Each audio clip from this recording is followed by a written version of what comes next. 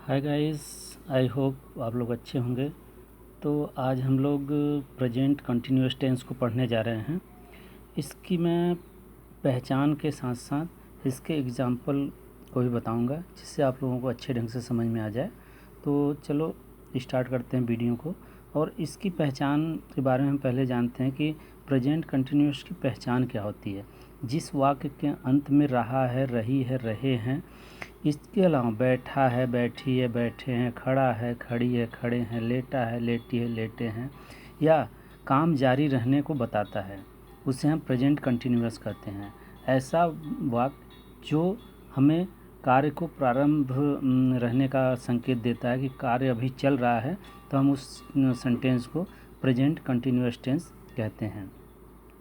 अब हम इसको एग्जाम्पल के माध्यम से समझते हैं कि प्रेजेंट कंटिन्यूअस में सिंपल प्रेजेंट कंटिन्यूअस टेंस का स्ट्रक्चर क्या होता है। इसमें सबसे पहले सब्जेक्ट, हेल्पिंग वर्ब, फिर मेन वर्ब प्लस आईएनजी। इसमें हम आईएनजी लगाते हैं, मेन वर्ब में आईएनजी लगाते हैं, फिर सब्जेक्ट, फिर उसके बाद अदर, जो भी कुछ आता है अदर। इसमें हम ही, सी, इट तथा एक वचन के कर्ता के साथ इज़, आई के साथ एम तथा वी, यू, दे तथा बहुवचन के कर्ता के साथ हम आर का प्रयोग करते हैं। जो हम हेल्पिंग वर्ब का प्रयोग करते हैं वो इज़, एम, आर का प्रयोग होता है। तो अब इसे हम एग्जाम्पल के माध्यम से समझते हैं। मोहन गाना गा रहा है। Mohan is singing a song. Mohan हो गया सब्जेक्ट, इज़ हो गया हेल्पिंग वर्ब, सिंग मेन वर्ब हो गया, इसमें हमने आईएनजी जोड़ दिया, और अ सॉन्ग वो हमारा ऑब्जेक्ट हो गया। मैं सो रहा हूँ, आई एम स्लीपिंग। वे खड़े हैं, मैंने बताया जैसा कि खड़ा है, खड़ी है, खड़े हैं, लेटा है, लेटी है। तो ये इससे पता क्या चलता है कि काम अभी जारी है, तो हम इसको कहेंगे दे आर स्टैंडिंग। वे खड़े हैं, दे आर स्टैंडिंग। अब निगेटिव सेंटेंस की बात कर लेते हैं। निगेटिव सेंटेंस सिंपल सेंटेंस जैसा ही होता है, लेकिन इसमें नॉट को हम हेल्पिंग वर्ब के बाद नॉट लगा देते हैं, तो निगेटिव सेंटेंस है। इसके स्ट्रक्चर की बात कर लेते हैं। इसमें subject plus helping verb plus not plus main verb plus ING plus object. Subject लिखते हैं, फिर helping verb is, am, are जो भी होगा वो लिखेंगे, उसके बाद नॉट, फिर मेन वर्ब लगा देंगे, मेन वर्ब में आईएनजी जोड़ देंगे, और उसके बाद हम ऑब्जेक्ट को लिख देते हैं। जैसे हम एग्जाम्पल के माध्यम से समझते हैं। वे बाजार नहीं जा रहे हैं, they are not going to market. They subject हो गया, आर हमारा जो हेल्पिंग वर्ब है, नॉट हो गया, गो हो गया, गो में आईएनजी लगा दिए, और टू मार्केट ये जो हमारा ऑब्जेक्ट का काम कर रहा है। सीता नाच नहीं रही है, सीता इज़ नॉट डांसिंग। अब इसमें सीता सब्जेक्ट हो, इज़ हेल्पिंग वर्ब के तुरंत बाद हम नॉट लगा देते हैं, उसके बाद हमारा जो मेन वर्ब है, मेन वर्ब, और उसमें आएंगे। तो सीता नाच नहीं रही है, सीता इज नॉट डांसिंग। इसके बाद तीसरा है हमारा इंट्रोगेटिव सेंटेंस।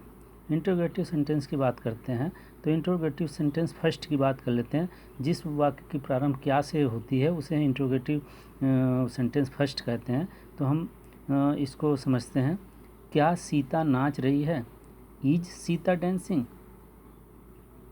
क्या वाक्य के प्रारंभ में आ गया, शुरुआत में अगर क्या शब्द आता है तो हम क्या की जगह हेल्पिंग वर्ब लगा देते हैं, और उसके बाद हम सब्जेक्ट लिखते हैं, और उसके ठीक बाद मेन वर्ब प्लस आईएनजी लगाते हैं, उसके बाद अदर। इसके स्ट्रक्चर की अगर बात हम करते हैं तो स्ट्रक्चर में क्या होगा, हमारा जो हमारा पहले तो हेल्पिंग वर्ब हो जाएगा, प्लस सब्जेक्ट हो जाएगा, प्लस हमारा मेन वर्ब हो जाएगा, प्लस इसमें आईएनजी लगा देंगे। इसके बाद हम क्या लिखेंगे, ऑब्जेक्ट। तो इसी पे हम बनाते हैं। क्या सीता नाच रही, इज सीता डांसिंग।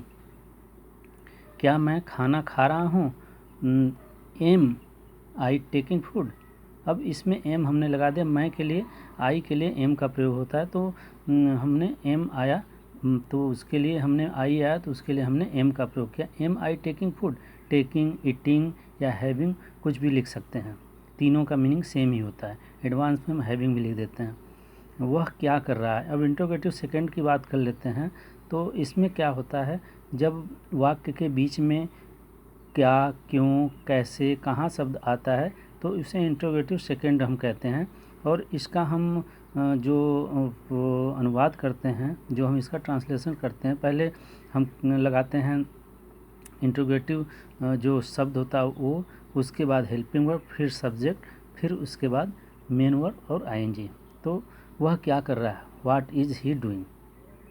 सेकंड हो गया सोहन कहाँ जा रहा है, वेयर इज़ सोहन गोइंग। तो इस तरीके से ये मैंने एग्ज़ाम्पल के माध्यम से आप लोगों को समझाने की कोशिश की। इस अगर आप लोगों को अच्छा लगा तो इसको लाइक और सब्सक्राइब ज़रूर कीजिएगा। Thank you.